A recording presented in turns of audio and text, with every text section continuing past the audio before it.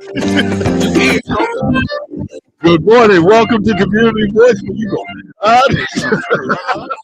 Running off?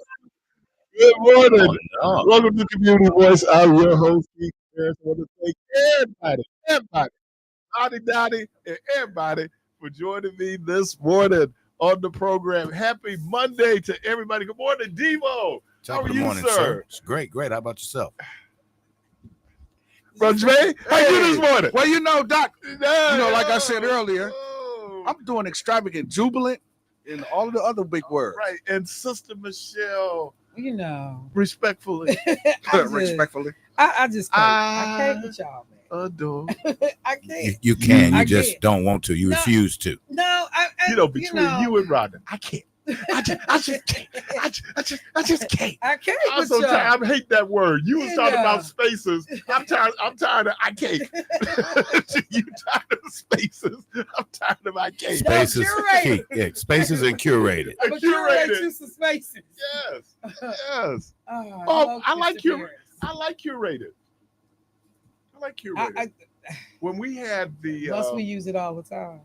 I mean, people just wear anything out. You know, the word that came out in the late 70s was this piece. Yeah. Remember? Yeah. Right. Yeah. Right. You know, and I remember there was a sister I was dating in college, and she was always ahead of the curve, right? So she first one dropped, like up in this piece, and I was like, "What?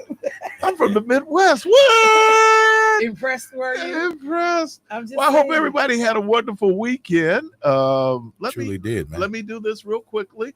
My nephew, Gary, is in town. Well, Lamar, we call him Lamar because Big Gary. And I was then gonna say Lamar. little Gary. Yeah, little Gary. Gary's with his baby Lamar Robert Parris. And we did a christening and a blessing for him yesterday. Oh. That was very, very, very, very nice. So they're in town. So let me shout out them. I had a Steve Harvey moment.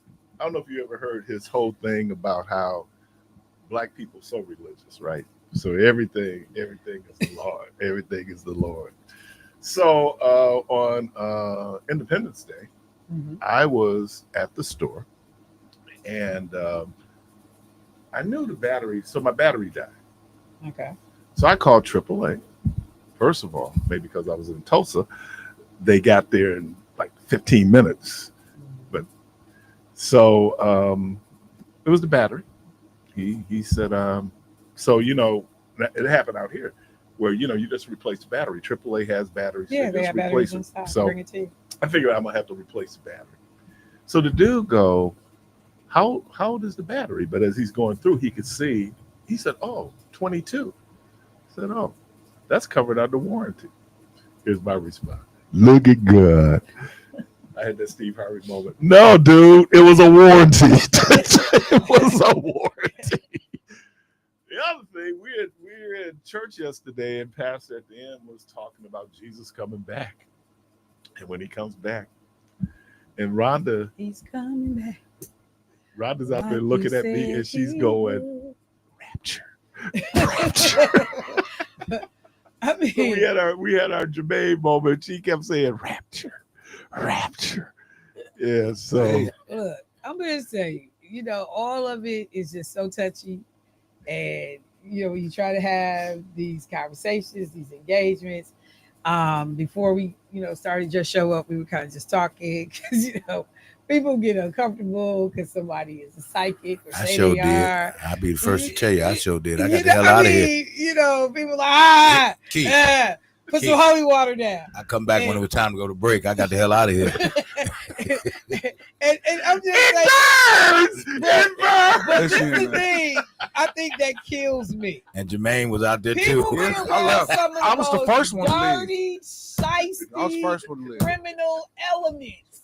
Listen, but somebody say they're psychic and people get scared. Yeah. But you have lived and been around. I probably would have been all right if she didn't pull them damn tarot cards out. I'd probably been all right. No, bro. When I seen her pull them damn cards out, I got to go. Streets doing all kinds of stuff. Listen.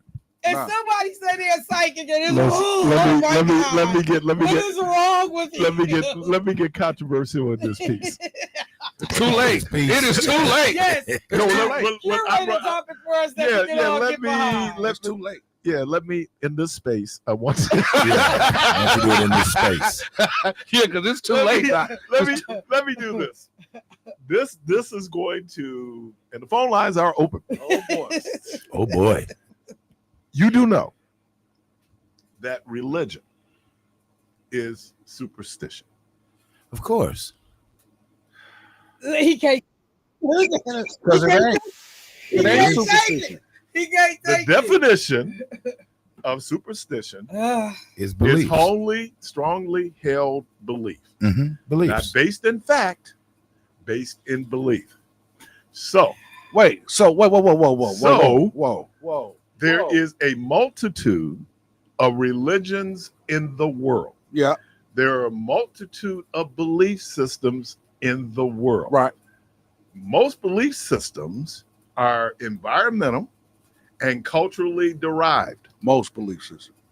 Well, yeah, because it's not based on fact. So which one is based on facts? It's based on your belief. It's based on things like faith. Faith is not fact. I get it, but you just So- said most religions. So which religions are based on all facts? religions. If you So just now say all the religions, overarching, okay. no, the overarching. Well, what does the scripture say? It says, But I'm. but no. giving you a I'm definition. saying, but it's almost saying the same thing you're saying, Keith, when it says faith is the substance of things hoped for and the evidence of things not seen, or something to that effect, right? Yeah. So it's just talking But about Paul- faith, bro. But Paul at Mars Hill, because Mars Hill was a place that was set up where Romans believed in this, they called it like the pantheon, right? They believed in multiple religions, and Romans were pretty much accepting. Right. They were condescending, but they were accepting of other people's religion. Paul is at Mars Hill. They have all these monuments and all these spaces for different thoughts in the world at that time. And then Paul happens upon one of the unnamed God, because in Judaism, you're not allowed to use God, right? Paul says you're most superstitious people. You are religious people and strongly held beliefs. He's making the argument that his belief system is the right belief system. That has been the struggle since we've had organized religion. Which religion is the right religion? But when it comes down to it, and Michelle brought something up that I first of all, before we were Christians, we being descendants of enslaved Africans in the Western Hemisphere, before we got here, we were not Christians. If we were an organized religion, it would have been Islam. So Keith, let me ask you this. Because of Islam and the spread of Islam, Northern Africa, proximity to Western and Central Africa, and they moved. So there are only two evangelical religions in the world. Evangelical means that you recruit members. It is Christianity and it is Islam. So there's always been this expansion, but in America, which I always find it very interesting, the Constitution talks about that wall of separation, that we will not create or establish a national religion. But de facto, we are Christianity because it is the most dominant religion in the country, right? If you're in Iran, it is Islam.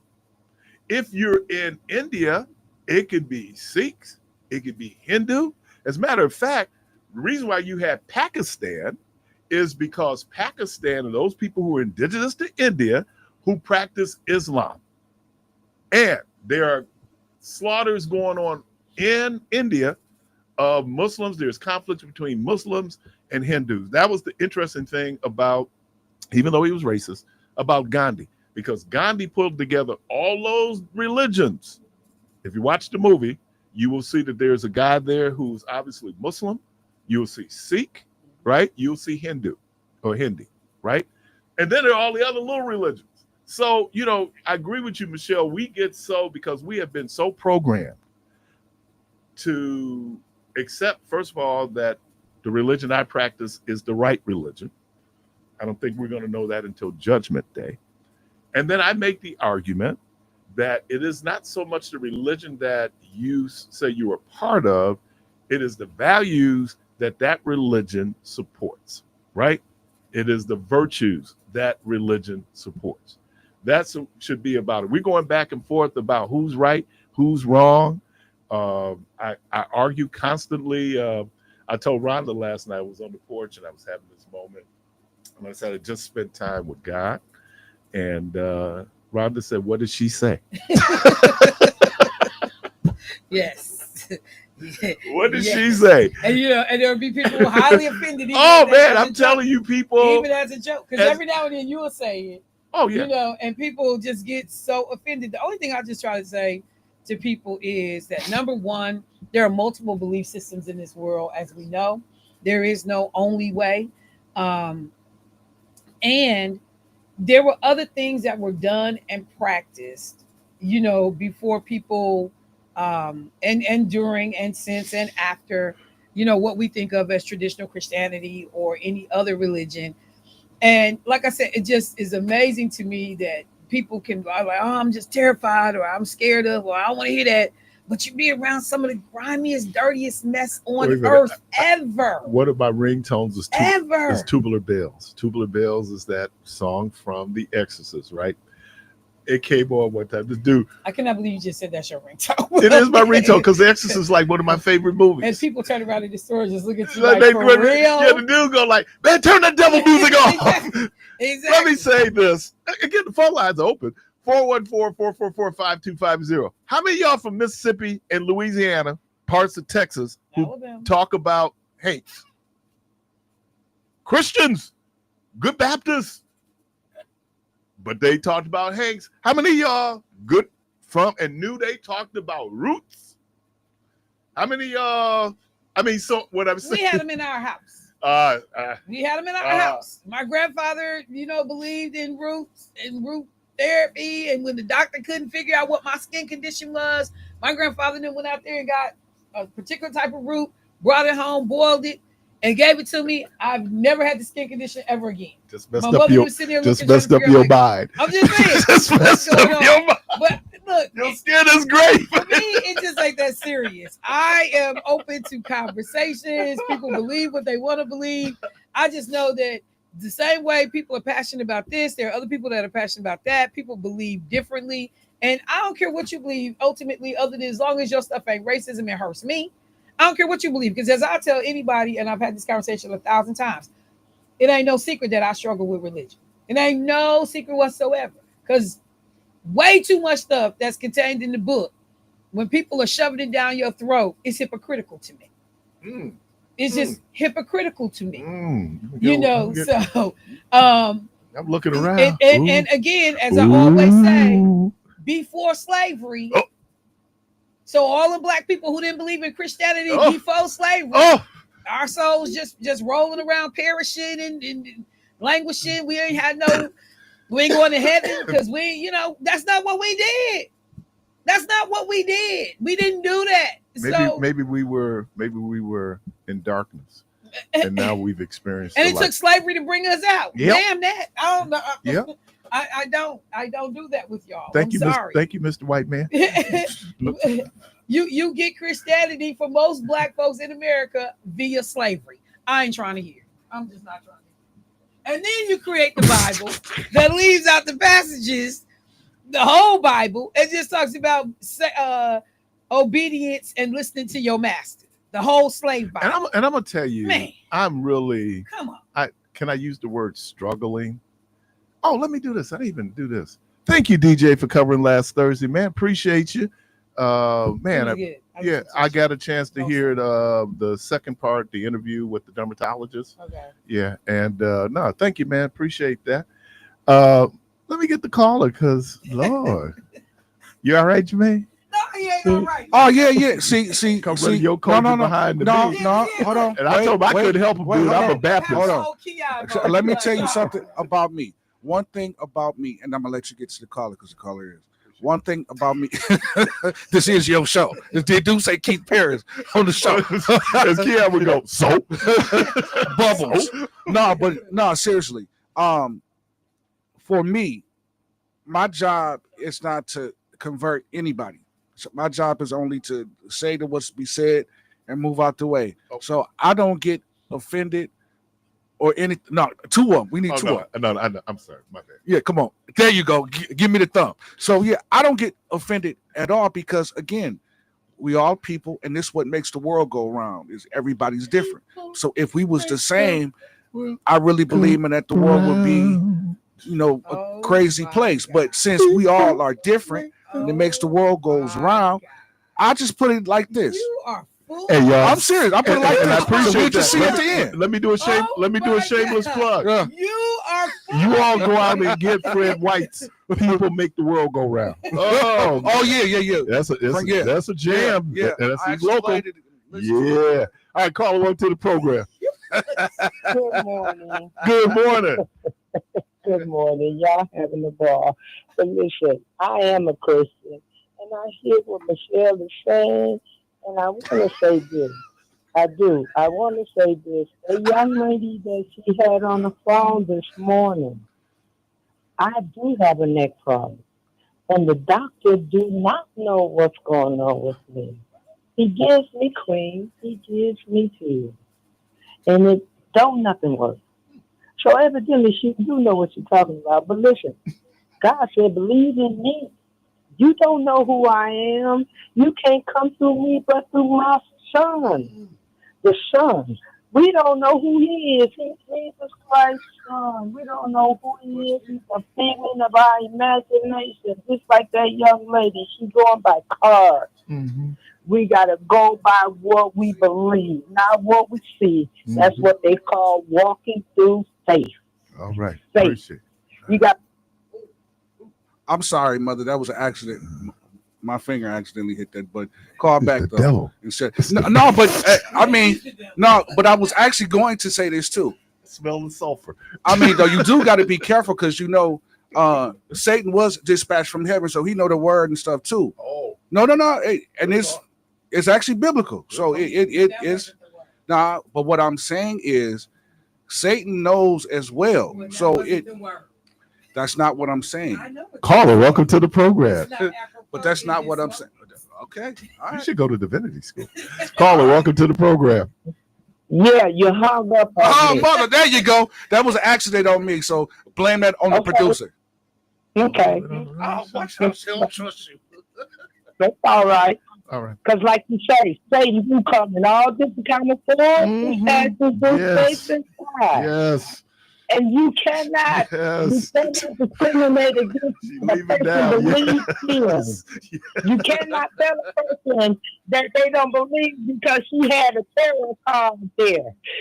She just as much as a Christian or a Baptist as anybody else. That's A right. Baptist, All a right, mother. Baptist don't believe in God. All right, mother. A Christian believe more than God anything. Guess what? A Christian is a worse thing to walk on earth than it is. You understand that? A Christian will stab you in the back before a Baptist will. Then it ain't a Don't care Christian. about what you believe. You got to walk by faith and not by sight. Mother, That then it young ain't lady that was there don't know nothing about me. mother, Nothing. mother. But she told me what's wrong with me. Okay. And how did she know that? Because she walking by faith, not by sight. Don't judge the book by its cover until you read it. You reading the Okay. Bible, but you ain't reading it all the way through, young man. All Take right. your time and read it. Okay, All mother. right, appreciate Okay, you. Caller, welcome to the program. Wish she was wrong, but okay. Caller, welcome to the program. Good morning. Jesus. Good morning. Hey, good morning, brother. How y'all doing? Hey, man. Hey, man. Hey, man. Yikes. Hey, Michelle. Nice interview. That was a really nice interview. That lady is deep. Nice interview, man. All right, y'all. Have a good show. All right.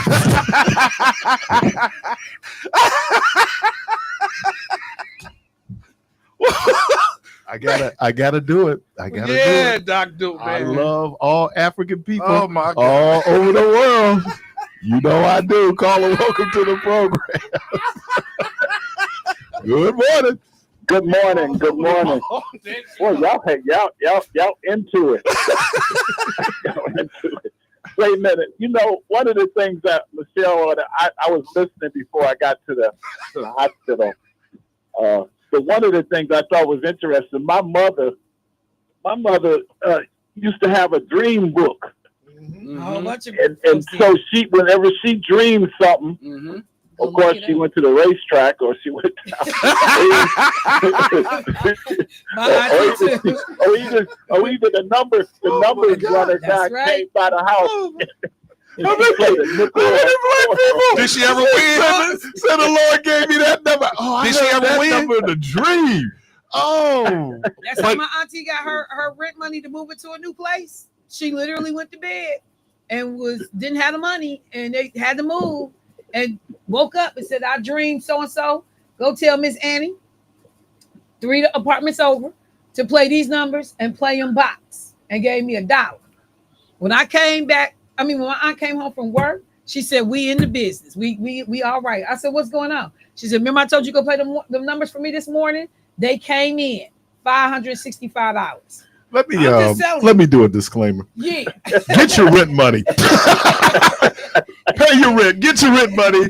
What was Pastor Wazo? Because during the 80s and 90s, it was name it and claim it. Name it and claim it. Name it and claim it. He said, "I see that house. I'm gonna name it and claim it." Pastor Wazo said, "Well, you can name it and claim it, but if your credit ain't right, you ain't getting that house." So, it gives us comfort. Stevie Wonder's song "Superstition" for the things that we don't understand. There are so many things that we cannot explain, and so, or we do not understand, and so then Man, can't explain. Oh, I can explain a lot. I know I said we can't explain you. I know, but I can explain me though. I can I explain can't- him. Hold on, wait a minute. I Yeah. can explain him Uh-huh. because I think when he got here, as I remember the Jermaine Rideout story, Uh-huh. they said that there was something special Very special. about him. That's it. Now, my mother always referred to me That's as special. the special one. That's why we get along so well. I've learned that is not a compliment. I'm sorry, caller. That's a diagnosis. That is not a Diagnosis. It's a diagnosis. So, What? Tyrone, how you been, man? I'm doing okay. I had to go for my labs every Monday morning, so I'm hanging in there. But we just pick up all kind of things as we grow up. I remember hearing my mother say all kind of stuff. I couldn't discern some of it until I was older. Because I thought it was the gospel. So, do That's you what have she superstitions like? Do you walk under a ladder? Do you? Those, No, don't- now that don't- one, don't- that one I do practice. We do not Don't I do cross not the split pole poles. and I will don't- not split a pole. I'll get hit by a car before I Why split a not? pole. No. Wait. Why won't you split a That's pole? Though? bad luck. Where you see that at? It was the, Huh? Where you find that at? It's been passed out. No. Not passed down. Where do you find it at? And there's this black cat in my neighborhood. Uh-huh. I go the other way when I see him.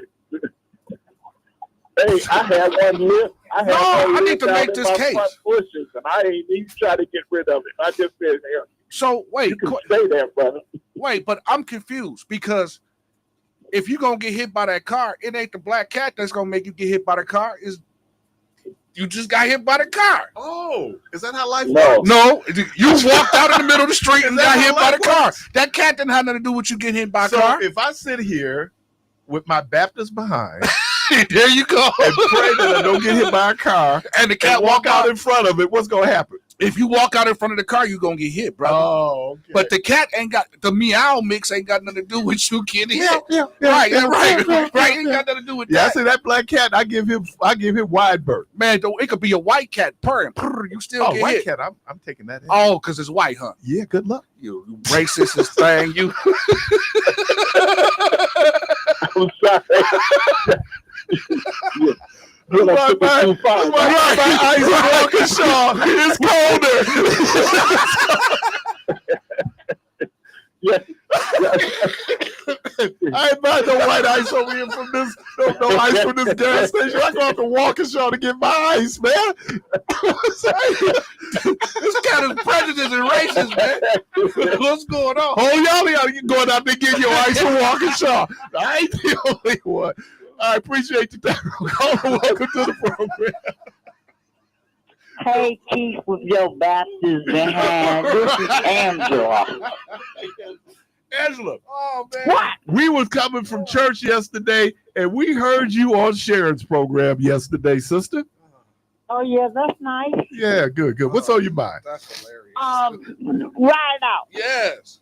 Don't worry about it, baby. I got you, boo. You good? Hey, I Don't appreciate even that. sweat that. They over here You jumping know, on you me. know. Don't leave Hey, no listen, hairbrush with her. You know I All got right. you. Take a piece of my I hair. got you back. I appreciate you, good. Angela. Because You what? good I tell right you. out. I tell you. Don't Michelle. let that worry you. Man, Michelle is over here beating me up. She punched my liver out. She hit me so hard, my liver came out. But You talk. Oh yeah. don't leave your Yeah, hair. you don't leave no hairbrush. Don't leave no hair Don't follicles do it, around. though. I'm just Ride saying. out. Don't worry about it, boo. You good. Hey, I just stay hit you. I just hit to Just make sure stay you. that none of my locks fell out. And then where are your people from? Huh? Where are your people from? Mine? Yeah. Oh, well, my grandma is from originally Parris, Tennessee, and my grandfather is from East St. Louis. Okay. And my mom's also from East St. Louis. You gotta watch out those folks, Louisiana. Hold on. Oh, wait a minute. What are you talking about? My sister's folks from from Louisiana. Yeah. Hey man, monkey bones, man. They got monkey bones in their hair and all But type of I stuff. said, okay, well, what that have to do with my family? No. And your family? We were just no. trying to We're talking say, would you have those influences that they have sometimes? Oh, the superstition? Yeah. Everybody course. got them. Yeah, of course. My mom has them. That's how I got it because of my mother and like some of my older people that I was raised up on as a kid. Right now, I see today like big sisters. That's not my biological sister, but they be like, don't split that pole and come this Listen to way. And I do my kids the same way. I tell my kids, don't do that. Don't split that pole. I make you walk around that pole don't 3 split times. that pole. Right. I told Jermaine I get hit by a car before I split pole.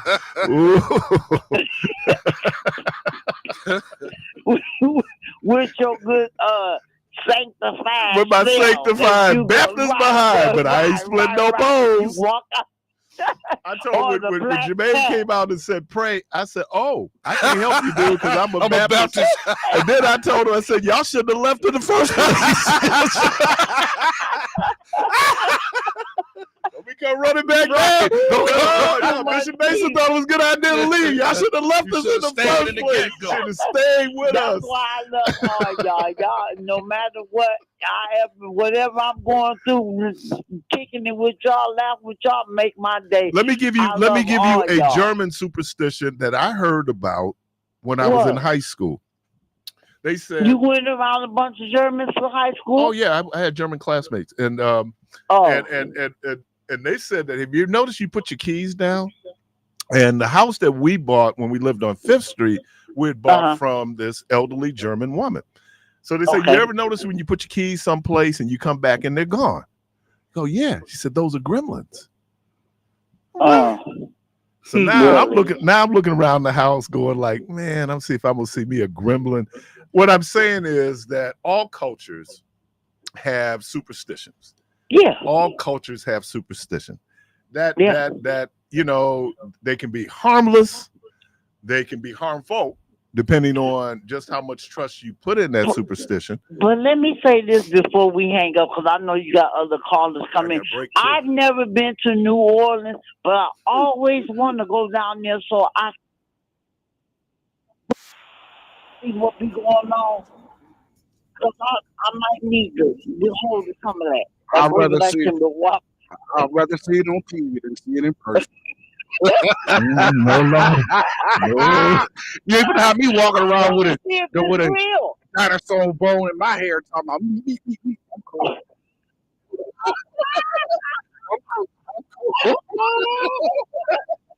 All right, appreciate you, dear. You're listening to Community Voice. The phone line's open 414-444-5250, 414-444-5250. We're gonna take a break. We'll be right back.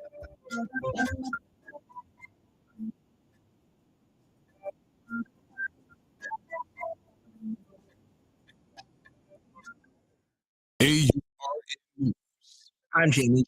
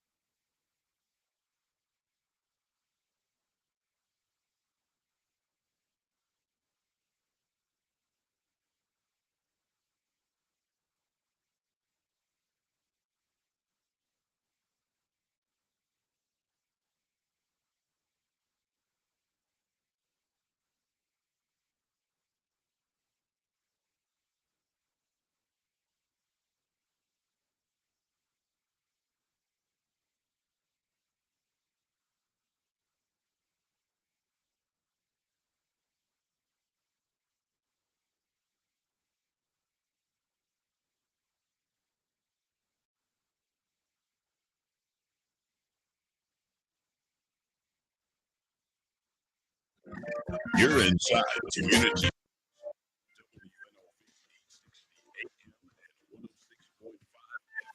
With your host, B. Parris. All right, welcome back to Community Voice. I ain't scared of no ghost. Hey man, I about had enough of y'all this morning. I just turned into And these ghosts. Rhonda went out of town, and my buddy called me. He said, "June, what you doing?" I said, "Oh man, I'm chilling down here in the man cave. I'm good." He said, "I know you scared being in that house all by yourself." I said, "I wasn't until you called." I'm here every creek, you know, and then with surround sound, you know, you hear like the door, everything. Like, oh man, this is. They're all going to be laughing It's interesting when They're all going to be laughing at you. When we went to Camp Upham Woods, which is a 4-H camp. I was a 6th grader, and they told, you know, because they call it nature lore, which is like you tell these stories, right? These folk tales. They was telling us about Black Hawk's ghost, and they said every time you hear that train, that's Black Hawk's ghost. I'm And sorry. I'm telling you, I got no sleep. I'm Keith, I'm sorry. I'm sorry. I just by chance started scrolling through the chat. Okay. when our psychic was on, they said, "When can we expect number 47 to be impeached and jailed?" Then somebody else said, "What happened? What reality show was she on?" I hadn't looked at this stuff. Man. When can we expect a cure for cancer? I mean, they was going crazy. Remember when LaToya Jackson was doing a psychic hotline? Yeah. And a comedian said, "Well, if you was a psychic, you would have known he was going to kick you That's off the group." They were just being silly. When can I expect financial freedom so I can quit this job?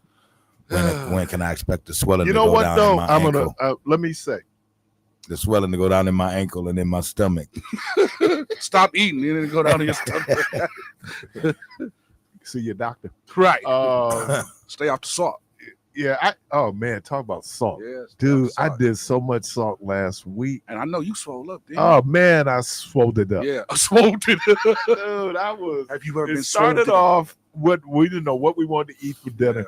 So I said, "Hey, let's just do some let's do bacon and eggs." Yeah. I don't eat 2 slices of bacon, right? Yeah. I'll eat a half a pack. I don't know how to stop. Yikes. I don't know how to stop. Because there used to be a place, it was a sandwich shop out on Blue Mound. This dude, I'm trying to remember what he called that sandwich. It was 16 pieces of bacon. Death, nigga. That's death on the bun. Yeah, death on the bun. Oh my God. 16 pieces It of was, bacon. I looked at myself and I go, "What's wrong with you? What is wrong with you?" We had so much bacon because we would drop our god kids off for school and Rhonda do breakfast for them in the morning. Uh-huh. They ate that bacon for 2 days. That's how much bacon was on that sandwich, man. So we went out for breakfast Saturday, and I had the hangover burger. Anybody know what the hangover is? What it is? You had the hangover burger? Yeah. What is it? Real greasy or No, something? it's the burger. You just put an egg on it. Oh, Yeah. Man, I had that all the time. Yeah. So Don't start talking. You know what I was just thinking about, Keith? what's that? And I know Jermaine won't know anything about this. I know he get tired of us saying that too, right? Yeah, I do sometimes. That he won't know. Yeah, sometimes. Charcoal pit. Yeah. No, I don't know. That guy had to die of cancer though. And most of his customers too, because Yeah, you're sitting man, there inhaling that stuff. Yeah, and he was really real charcoal. Oh, I don't know what the ventilation was like up in there. I'm gonna tell you another place didn't have real good ventilation. There's that little spot right across the street from Lincoln Park there on Green. Park View. Park View. yeah. You came out there smelling like whatever they was cooking, man. It was yeah, like the ventilation up in this Yeah. spot. Yeah. Ooh, man. Oh, man. So anyway, hey, look, you know, you're okay with your superstitions. You'll be all right. Just, you know, you'll be all right. You'll be okay, y'all. Yeah, y'all be. And wait a minute. What about people like Todd Hall? Okay. They come in and they prophesied over you. Mm-hmm. See, well, there's So what's the difference? wait.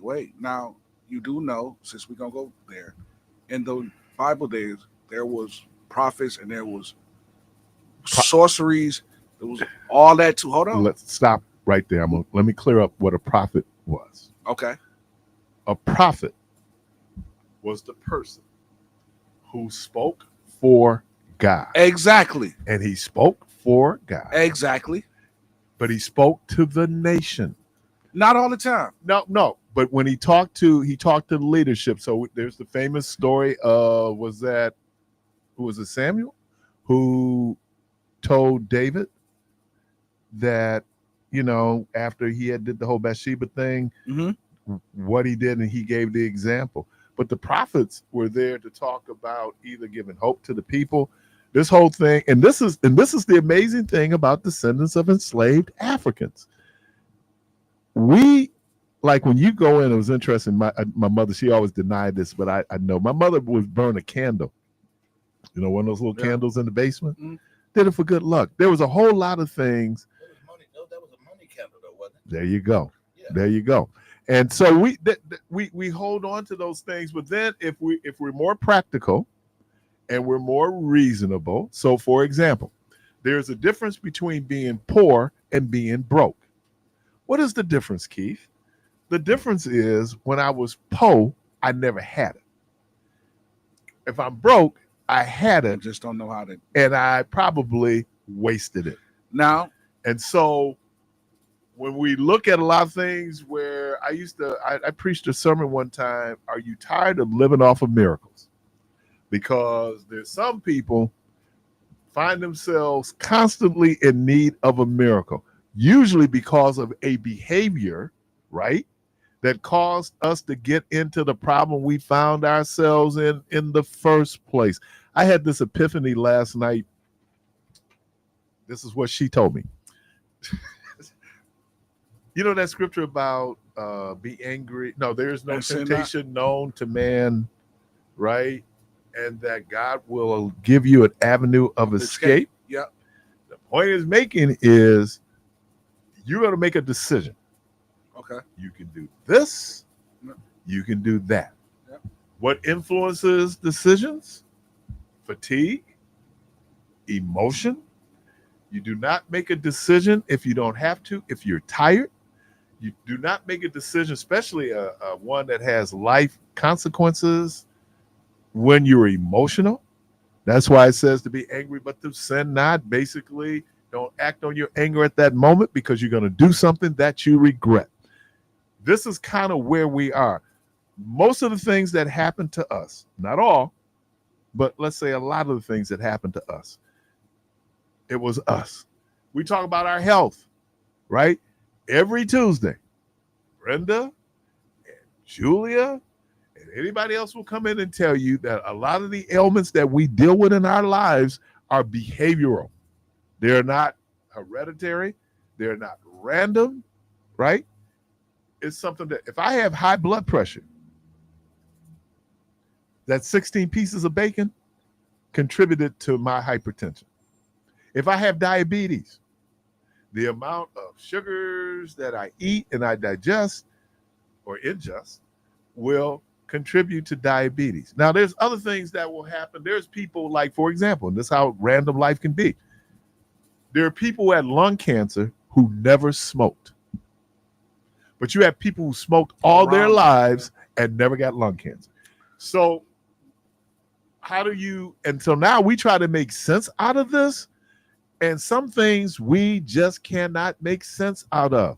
Some things, now maybe later on, a few years later, when I was talking to the guy from the sewage district, and we were talking about crypto, he wasn't entirely honest because the crypto we thought originally came from runoff from cows up north, and it was got in the river and it came down. That is not what happened. That's not how we got crypto. Right. We got crypto because that virus was there, whatever it is. That was a micro, because that was awful. They didn't build the outlet deep enough out into the lake, and what happened was it was so close, it came back. Something happened, and it pushed back up. And it got into the Howard plant. That's what happened. So we can explain, but prior to that, we thought it was this. I know during COVID, We had all, where did it come from? How do you get it? In the fog of war, when you're in the middle of it, you don't always know what's going on. You don't see clearly. It's in those moments of sobriety, right? Those moments of clarity. Jay-Z got a song, Thank God for Giving Me This Moment of Clarity. That a lot of times, again, when we make decisions, we make emotional decisions. How many of us binge eat? How many of us binge shop, right?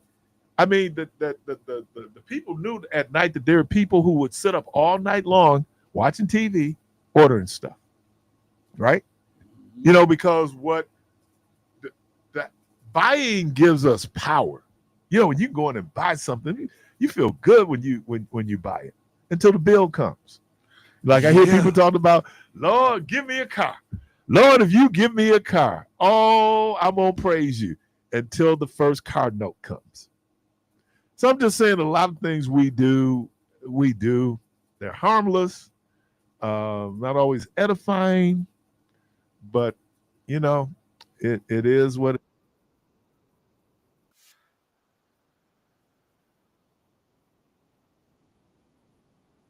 person's on the floor.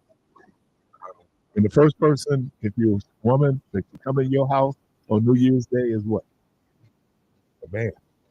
So why do people eat pinto beans and New Year? That's what that is. But somebody just put on Facebook. He said, I did those black eyed peas. He said, when the luck gonna kick in? Yeah, I was going to say, because I know some people, It's July. When the luck gonna kick in? I know some people that did black out here. So on actually, New Year.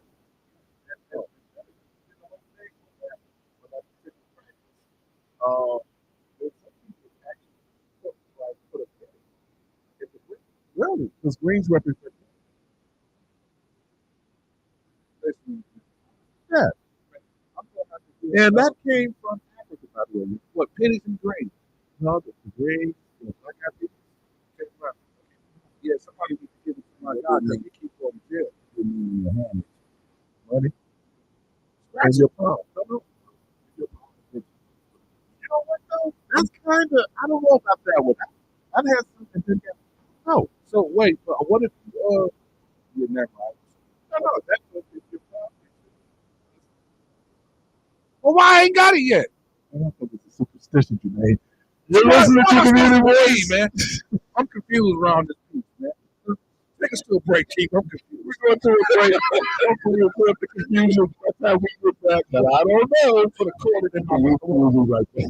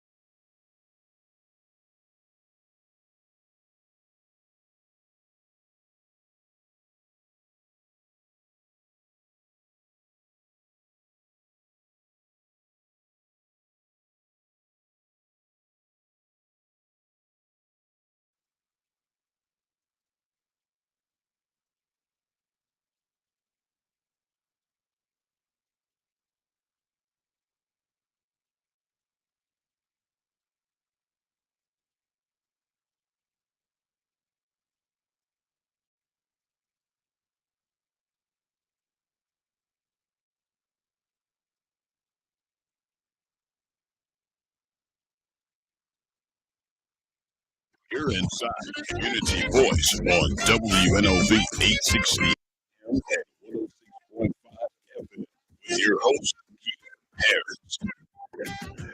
All right, welcome back to Community Voice. I think we get everything calmed down in this space.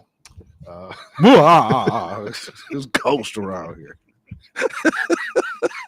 You know, I heard about club names. I've never heard about daycare drivers' names. Hey man, it's one of a kind. I'm telling you, I go down in history. All the kids loved me, boy. They used to get on my van like Mr. Pizza. Like, yeah. Now everybody have a seat. We gonna sing this song. They used to sing songs on the way to daycare. Bus driving man. They were singing all type of songs. Mr. Childcare man. Oh, it was hilarious, man. When I worked at Camp Wickham, for the staff, so the kids wouldn't know your government name, you had to take, well, prior to political correctness, it was an Indian name, now it became a camp name. And so my camp name was Silverlands.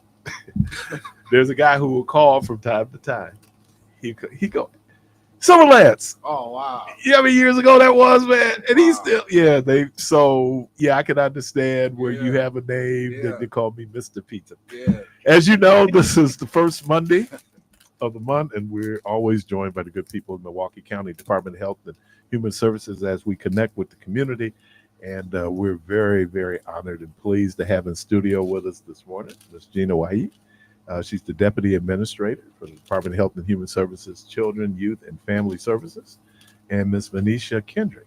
She's the Community Violence Intervention Program Manager. Good morning, ladies. Good morning. Good morning. Good morning. Thanks for having us. Thank you, and welcome back. Thank you. Thank you. We have, I won't say that the Department of Health and Human Services, well, there has been some changes, right? You've absorbed some services there. There were some services that were traditionally held and done. I know Youth and Family Services was one of those things that we had there when I was working at the Department of Health and Human Services. So first, tell me, let the listening audience know, what is the scope and breadth of the Children, Youth, and Family Services Division there? Well, thank you again for having us. Children, Youth, and Family Services, we oversee youth justice as well as the Milwaukee County Detention Center. And then we also have our children's disability programs. And so all three of those services fall under Children, Youth, and Family Services. So when you say youth justice, what is youth justice? So youth justice is responsible for youth that are coming into the justice system. And so they're coming in either through a police referral order in or a detention referral. And so those are youth who have been charged with certain crimes. And so they go through the adjudication process through youth justice. Upon that, we have youth that may be put on supervision for a year. And that's where they have certain court conditions that they have to meet. And then they're assigned a human service worker. That human service worker assists them with being successful on creating a case plan and then also meeting those court conditions that they're required. Youth can also be put on a deferred prosecution agreement or a consent decree. Our detention facility is a 127 bed facility. We are currently having renovations to that, adding on another 24 beds. And so that 24 beds, no, I'm sorry, we're adding on a 32-bed facility, which is going to be our secure residential care center for children and youth. And so that is going to be called the Milwaukee Center, Milwaukee County Center for Youth. And so that is going to be our residential, secure residential program. So as we continue to transition youth from Lincoln Hills, those youth will be served there. Is wraparound under you, or is that a different? No, wraparound is under our behavioral health services. Okay. And so they're under one of our other services under DHHS. Venetia, how long have Milwaukee County's Department of Health and Human Services had the violence intervention program? Ooh, we've had that program because so I'll just jump in real quick. So I got into this position back in March of this year. So I'm still a little new. But my space comes from actually with the city and then moving into the county before coming into this Were you in role. office violence I prevention? was What did you do there? suicide prevention. That's right. I remember. I hate to bring this up because that crazy meeting we had over. You know, I thought about you. Yeah, I was. Yeah, that, and I remember you because you all tried to do a presentation, Yes, and the and we talked about community there everything. was for something else. Okay, I knew you looked. Yes. So I've been in this space for 3 going on 4 months now, but I know this program has been in existence for a few years now. And with the work that we're doing, we currently provide funding for 6 organizations within the city that's working with youth, whether it's mentoring services, whether it's services and getting IDs, jobs, employment. All 6 organizations are doing a magnificent job in, being of a help to the youth in the So community. is it? Are you attempting to be more proactive?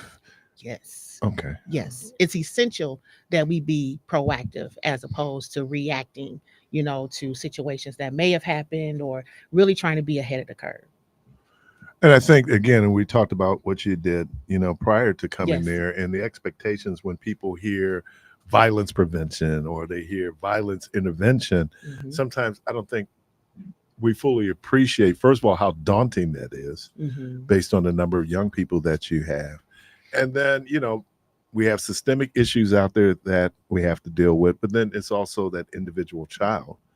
And what can you do to stop them before they go down this path of violence? Yeah. To your point, in regards to working with that one child, we also have to pay attention to the entire system that the child is connected to. So we're looking at the family the child is connected to, the community the child is connected to, just society in general. So there's so much within that space that, that child could have a home life that could be different from what I came up in. But really trying to, if we really get to the youth and help that youth get what it is that he or she needs, then we can branch out into what the family needs. What do the parents need? What resources do they need? What resources does the community that the family is in? So it's a whole model. It's the environment, it's the village, right? Exactly. Yeah. Exactly. Gina, when you guys are having pop-up events, when is Peace Week? So Peace Week was Was, with the city of Milwaukee, and so that was a week where the mayor recognized a week of peace, and so there was different activity that was going on. And so Milwaukee County Credible Messengers, they supported that, and so each day we did a different activity, and Venetia kind of excuse me, led that initiative with our other CBI partners in the community, and so she probably can share a little bit more on the different events and the different activities that took place during that week. How you mentioned the folks, the credible messengers. Yes. How essential is that to this type of program outreach? Very essential. Very. It is something that we have found that it was launched in May of 2021. We are still seeing the impact from our pilot year. Where we're showing around 78% of the youth that participate in Credible Messengers and doing programming, they do not reoffend. In 2023, we were able to expand that and offer Credible Messengers to youth in the community, in addition to youth that were involved in youth justice. And so our really one of our goals was to prevent those youth and youth justice from going deeper into the justice system, and then to prevent youth from coming into the youth justice system. And so in 2023, 77% of those youth did not reoffend that were in youth justice, and we were able to keep 83% of the youth that participated in Credible Messengers from entering into the youth justice system. And I don't know if this is trite, but this idea that idle hand is the devil's workshop, that if we can engage young people in positive activities, they're less likely to be involved in negative I mean, it seems really simplistic, but it is. I mean, I think about, especially during the summer or after school. I think there was a statistic that a lot of the youth crime was like 4 to 7, right? You know, so it's not midnight; it's 4 to 7. So if you're in kids in after school programs, or if you're a teenager, you're working, or so that becomes really important in terms of that level of engagement, because for a lot of kids, they may or may not see a positive alternative, right? Yeah, yeah. If I can hop in on that, I do want to give a shout out to one of our organizations, Youth Advocate Programs, or we call YAP. One program that they currently have going on over the summer with their youth is a culinary program, and they work closely with 1700 Pull Up. So they have a number of young people that are going to 1700 Pull Up to learn how to cook. You know, not learning how to boil water or put some soup in the microwave. No, they're actually learning some skills. And I had an opportunity to I will slide up in a heartbeat and see what's popping. And just so happened there was a young lady who was a 15-year-old chef, who had an opportunity to be in some spaces, but to also be of an encouragement, to our young men and women, to let them know, hey, you too can do this. So that's one of the programming efforts that's taking place with one of our organizations. I think that like exposure. I mean that if you not anything you guys are doing, but something like the TRIO program where you have Upward Bound. I mean, a kid can aspire for more if they're exposed to more. I mean, if it was a time when I was in high school that I was spending on a college campus, like, oh, hey, I want to go to college. But if I don't see that, Exactly. right? I mean, and especially if you come from an environment where people in your family didn't, or they only finished a certain level of education. Tell us about this event you recently had, Healing for Our Youth engagement session. Well, that was a session that came out of our youth summit from last year, and so I think I shared that last time I was here, and so we really wanted to hear from the young people as far as what they felt that they needed, what they felt they wanted to see through these summits. And so we've been holding some of these sessions with them, and they've been intergenerational sessions. It helps us to be able to learn how to engage with the youth more better and to enhance our engagement skills. But it's also an opportunity for us to learn and let them know that we hear you. We see you. We want to help you. We value your opinion. I think a lot of times we leave them out of the process. And so we wanted them to have a seat at the table because we wanted to hear from them. And we really want this to be driven by things that they feel that they need. And they actually help us come up with our initiative this year, which is Grinding to Glory. And so it's not only a summit, but we actually created a summer-long initiative. One of the things that we wanted to do is we wanted to promote a safe and healthy summer for our youth. And so there's a lot of events that's happening that's Milwaukee County backed as well as community led. Thanks to the support of Milwaukee County Community Access to Recovery Services, CARS, CYFS, Milwaukee County Office of Equity, the Mental Health America of Wisconsin, Greater Milwaukee Foundation, Credible Messenger Youth Planning Committee, Peace MKE, Healthy MKE, and Empower. We were able to create a summer-long initiative, which we're calling a movement. It's different events happening throughout the summer where youth can get involved with. And just to touch on a little bit of that, we have Walk It While We Talk It. That's our opportunity where young people can walk with some of our people, pro-social adults in the neighborhood throughout the community. And that's while they're walking, they're talking, they're having a conversation. We have Days Ones to Next One, which is an intergenerational conversational series, which is connecting young men to mentorings in the community. We have Get It Out the Mud, a 3-part wellness series, Blueprint to Build. That was one of the things that youth when we had these sessions, they talked about being on their grind, want to, earn money. And so this is helping them learn about and be able to learn those skills, those natural skills that they have.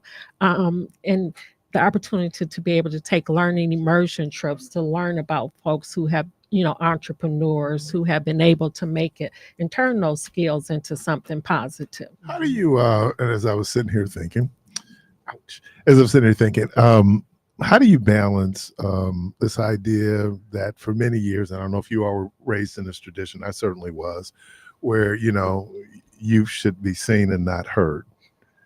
And, where you're going and say, hey, what do you need? Now, part of me smile working with kids all my adult life. I go, well, some things you can say it, but come on, man, that's why we have adults here. But is that's kind of, because you talk about this intergenerational. One of the things that I find frustrating is that the older generation have a tendency to talk down and talk at young folks. They asked me one time, "If you seem to be very good with youth," so I remember what it was to be 14. If you can remember what it was to be 14 and all the challenges of being 14, when you talk to a 14-year-old, you kind of know, oh, because I was coming from that same place too. But I think it's important to hear that. But I think the portion, though, because here's a word we haven't used, but the number of our young people who are dealing with serious trauma. And I know you had a healing session to talk about that type of healing, because a lot of times what we're getting is their pain and their trauma, and how do they process it, and how do they work through it? Because as adults, we're still working through some of our trauma. Right. So Yeah. And I think it's important. That's why, we want to have these conversations with the youth, and they're critical conversations. And we create a space where they can be vulnerable.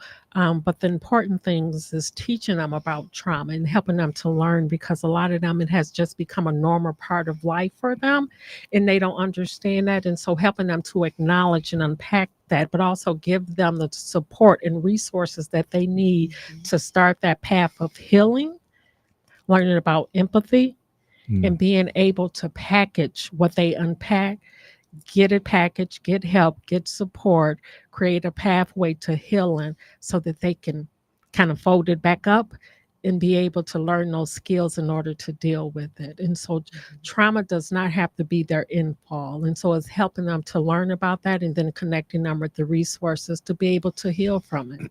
Yeah, I serve on a board here in the city that deals primarily with returning citizens, and the motto of that organization is that which is not transformed is transferred.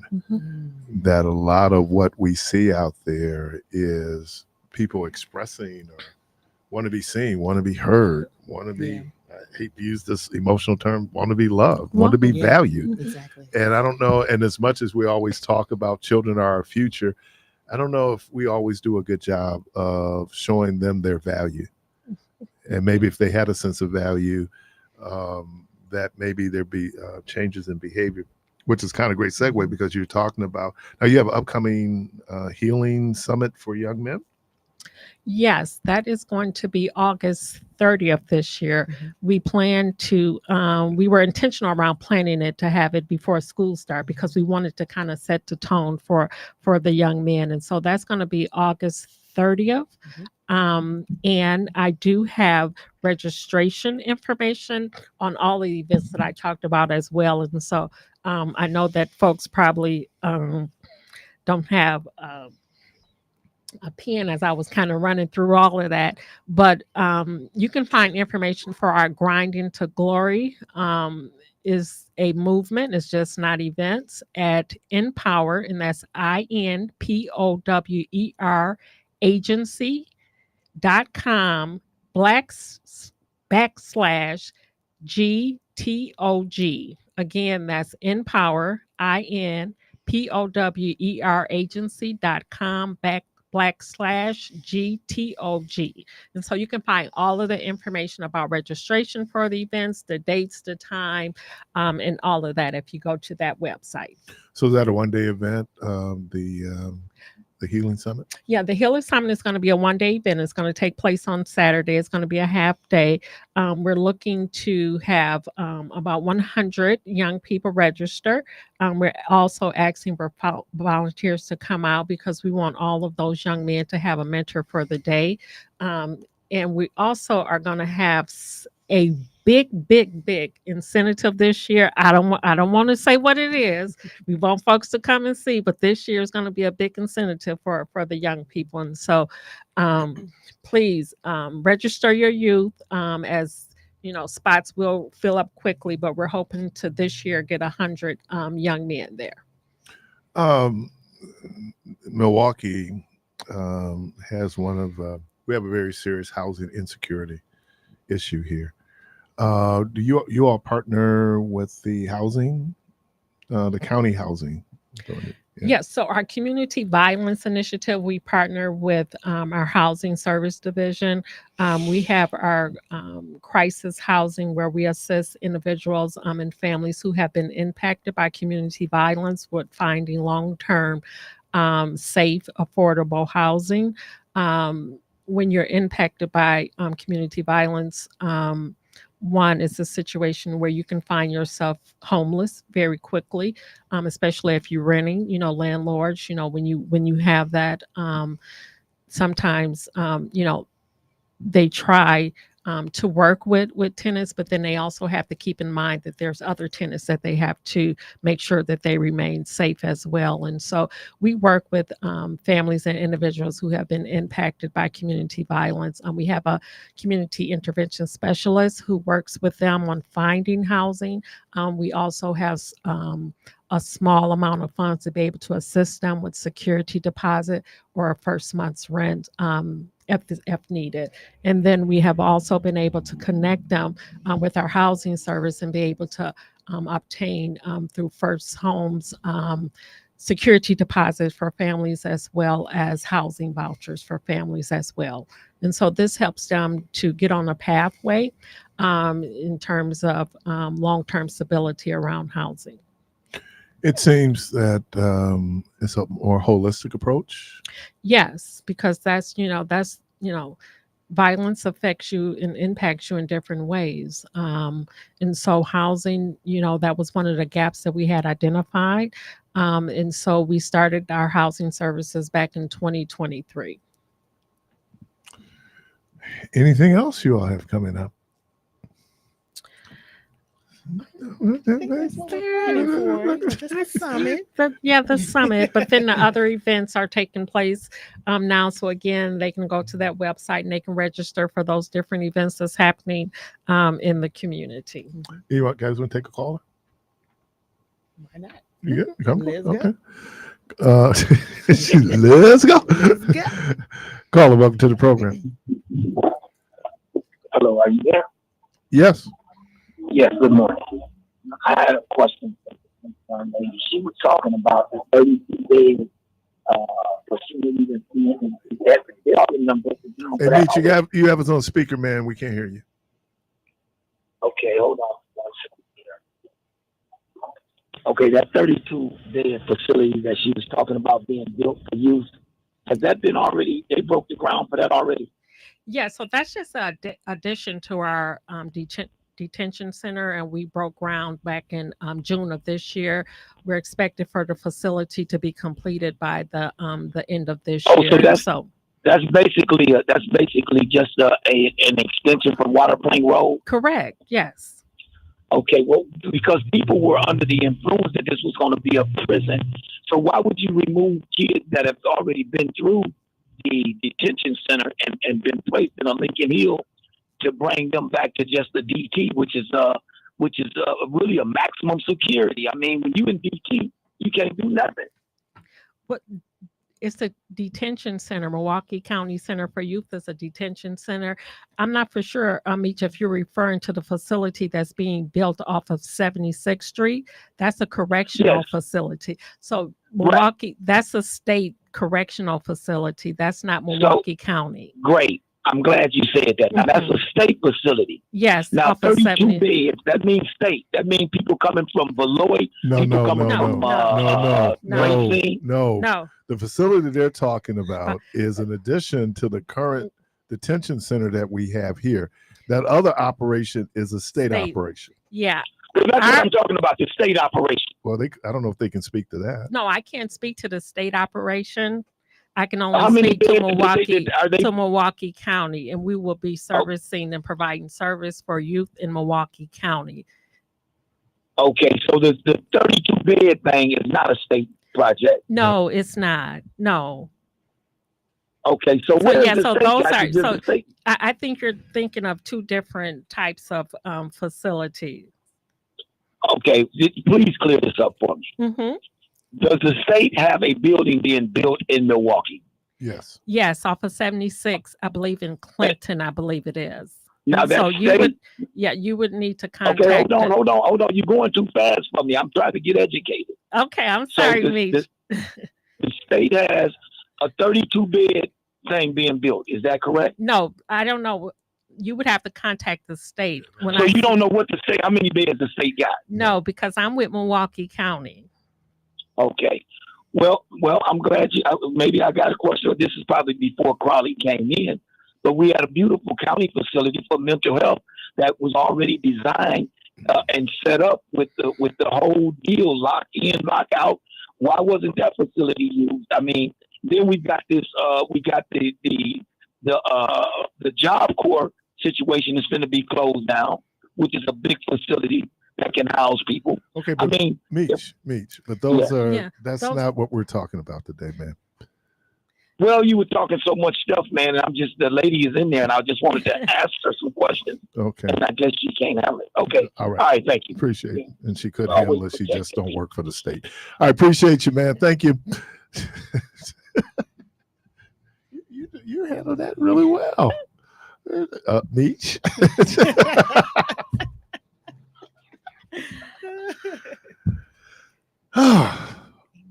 Well, amen. Yeah. Well, thank you all. Thank you all. Anything you want to add? I mean, just. Well, can I go back to something that you had talked about, Keith? Because you talked about youth being seen and not heard, and that was definitely the era that I grew up in. One thing that my auntie used to always tell us as kids: go get the mail out the box, which means your presence isn't needed. You can excuse yourself. Grown folks in the building, go get the mail out the box. And I started using that with kids as I got older. Hey, I tell my kid, go get the mail out the box. This ain't for your ears. But to be in that space, going back to when Regina was talking about the engagement, the youth engagement session, being in that room and listening to those 12 young men really talk about some traumatic situations, but being safe to be around. When they first walked in the room, they were quiet because they thought, they were to themselves because they, young people they're teenagers and their trust levels are very low. So you're coming into the room with people that you don't know, but then as the conversations began to go and, everybody was, young men were just talking about their experiences, and then they began to feel safe. And to hear what was happening in that room, where one of the questions asked was, who motivates you? What motivates you? Not one young man said anybody said entertainer or a social media influencer or an athlete. They all referenced back to someone in their family, either as their mom, their dad, or their siblings. Because of proximity. Exactly. And so to get that information from those babies and to implement their voices into the Grinding to Glory Summit, and hearing what it is that they need. And I think that's something where when we're taking what they're saying and instituting that into what they need, as opposed to us saying, we know what you need, so we're just going to put it out there for you. And I think the thing that struck me was that you said that this is males, it's a male environment. I went to Catholic school, and Catholic schools, for the most part, for economic reasons now, you have co-ed education, but then they used to have, and I use the term segregated education, boys and girls. And I think it would be a different type of conversation if it was mixed boys, girls, because now we got posturing going on, It's like, same thing, girls, they get, so to be able to have that in that kind of that safe environment, and we don't think about that a lot of times for men, how important that is to be able to sit there. I remember someone had suggested, we should have this session where we bring in, and we're talking about mothers, dads, absent parents. I said, no, that's not going to be a healthy conversation because there's a lot of anger, Yep. a lot of resentment, a lot of trauma.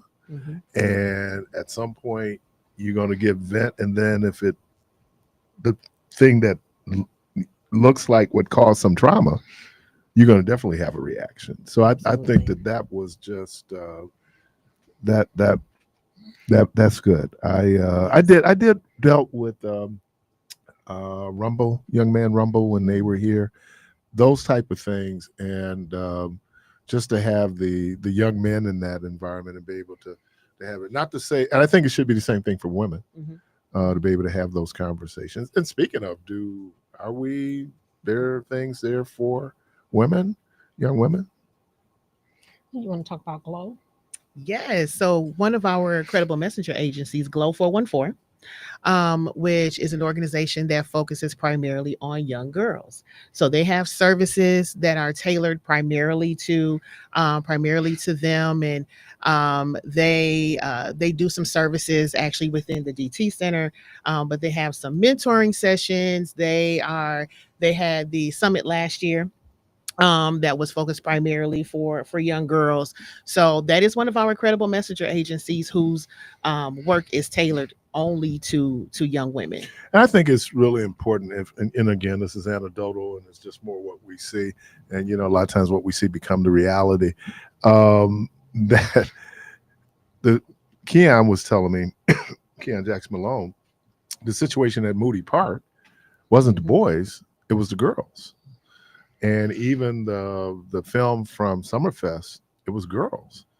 And I don't know if that's, I'm sure girls have fought, but now with social media, we seem to be more exposed to that, and how, and I know they're setting up places where they have fight clubs for girls, so that kind of conversation, that's a lane that has to be addressed. Absolutely. And it seems to be a residual, and I have to say this in such a way, it's a residual effect of the empowerment of women. And I don't want to say they're taking on more of the behavior of men, but there were some behaviors that we traditionally attached to men. And now we're finding that behavior is a human behavior. That just happens to be females who are acting on that behavior, right? I mean, yeah, okay. Because because back in the day, girls fought, but I mean, you smiling. Yeah. So I think that. All right. So again, if they want information on these programs, If they want any information on our Grind to Glory, they can go to the website, empoweragency.com/GTO. And for any of the American Rehabilitation Services program, they can just go to the DHHS website, and then that will direct them on how to get it. Then also for our children's referral line, that number is 414-289-67. White.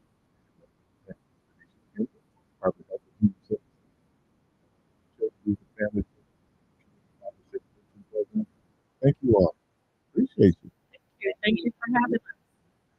You're listening to Community Voice. We're going to take a break and we'll be right back.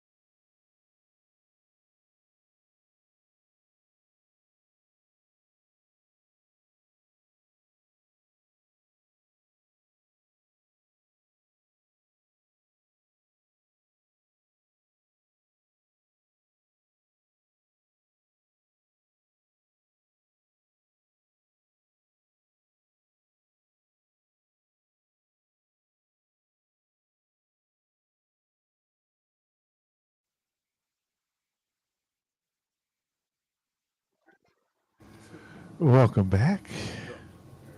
Wake up, everybody. You're sleeping in bed. Let me shout out my favorite alto, Sister Joyce Williams. She has celebrated July 1st. She celebrated her 80th birthday. You would not look at that woman and know she's 80 years old. And then let me shout out Ronald and Paula Williams as they celebrated 30 years in marriage. 1995. 30 years. 30 years for me, man, this past April. And I've been out of school now, going on 30 years for 31 me years. this past April. Really? Wait, 30 this past April. Okay, you could have waiting. I was waiting. I had to make sure I heard it right, You remember when Debo was, in between sets and y'all was setting up and Yeah. Debo said something about marriage, happily married, and he said, Rhonda, you raised your hand. Rhonda said, yeah, you said happily. Yeah. There's a difference. Yeah. There's a real difference, man. Well, let me ask you guys a question. I had hopefully gave some encouraging words. Why do you think relationships break up? What do you think be the number one reason? Do we have that kind of time for him to respond? Yeah. I didn't come to preach. Left in the show. I didn't come to preach. Yeah. Got a Snickers? Because we ain't going nowhere. No time soon. You know what the sister told me? We getting old. Yeah. She told me getting old. Listen to me tell this story. Hey, get it over with. No, I think relationships fail because of transparency. People not being transparent with what it really is. Okay.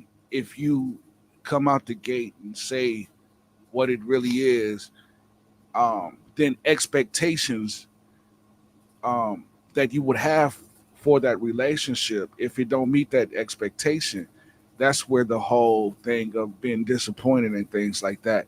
But if you have the conversation and be transparent, then you can set your expectations from that conversation. What do you think, Debo? So says the guy who has no one but ESPN at the house. Hey, well, but this is the reason why. You look happy to me. Hey, so therefore Real you happy, better brother. listen. You look well rested and happy to Therefore, me. you better listen to me, brother. Please. You better listen to me, brother. Because ESPN don't argue with you. They just talk to you. Yeah. Espen. I would just say it's more communication is key. Okay. Finance is always going to have its role in there, because one may feel that he or she is doing more than the other or contributing more, or one wants to have his own but don't want to put in on what needs to happen within the house. There's just so many different factors. For me, I guess my perfect answer would be there's no one reason. It usually involves several different emotional, all of the above. For me, and this is for me on me, I think, and I said this Saturday, I think it's my selfishness.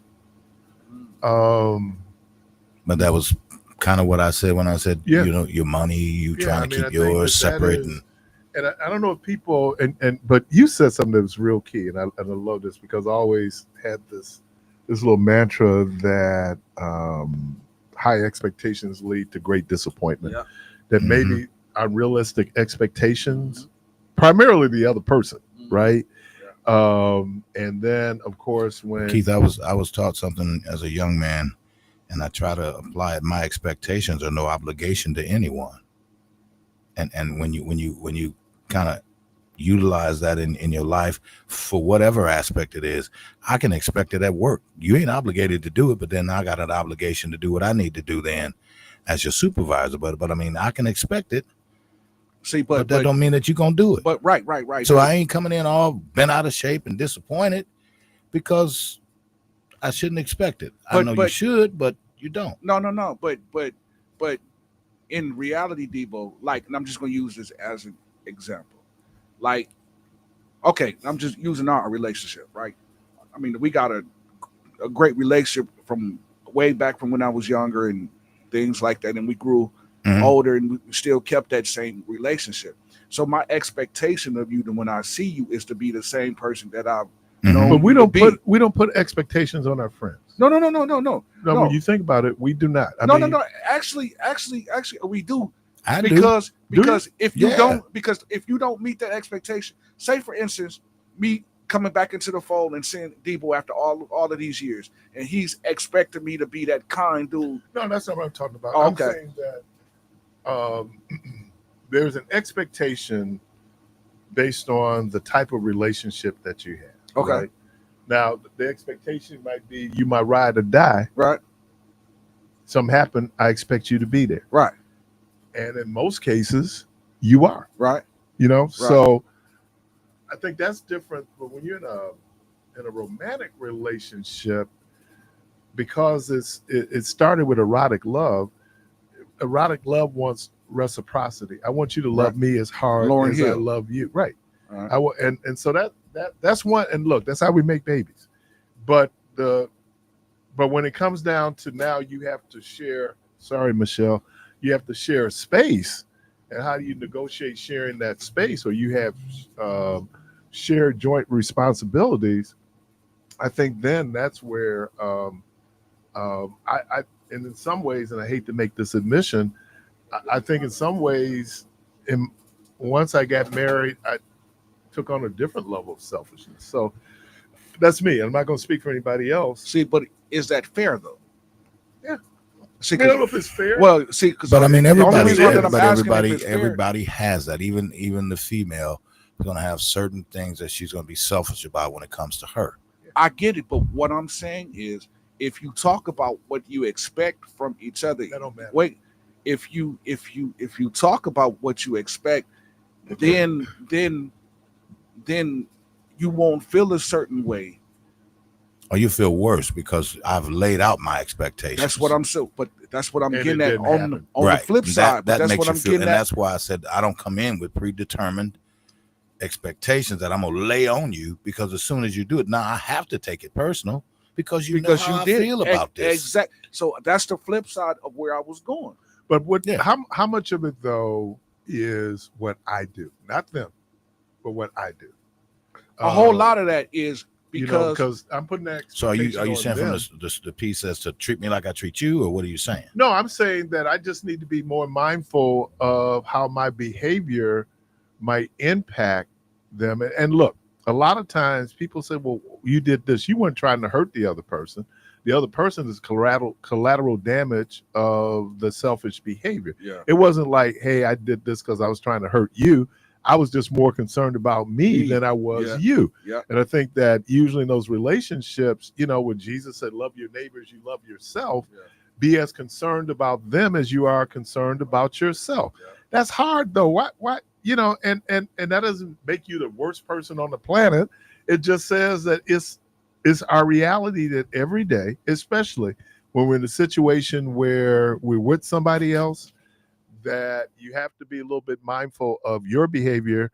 I have to be mindful of my behavior because my behavior is going to have an impact on them, either in the positive or in the negative. Yeah. So, I mean, I'm better at that now. That's the theory. The practical part of it becomes difficult. The theoretical part of it is easy. Oh, yeah. But when you get up and you say, I've made up my mind. I'm gonna go in and tell my wife how much I love her, and then she'll say something. Yeah, and then you go see. So that's why I didn't tell. See, that's why I didn't tell her. Right? I mean, or she comes to you with something, and she goes, "See, that's why I don't do nothing for you." Mm-hmm. And I don't know. I think we take people for granted. Yeah. I think we take the relationship for granted. Yeah. And then all of a sudden, I hear the Delphonics. Didn't I blow your mind this time? Didn't I? 10 times or more. Yeah. Yes, I walked out that door. Get this thing through your head. There'll be no more. I'm telling you, when a woman's better, nothing you can do about it. Like Robert Kelly. Yeah. No, I mean it is, but I just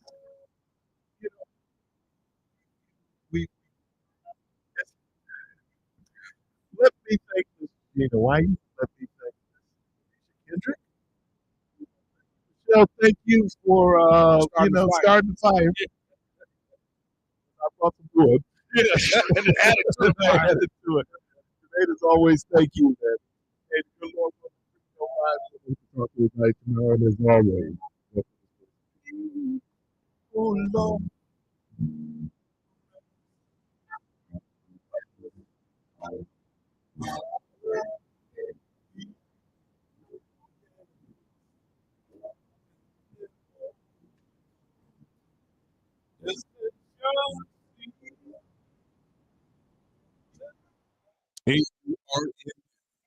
I'm Jamie Jackson. President Donald Trump is touting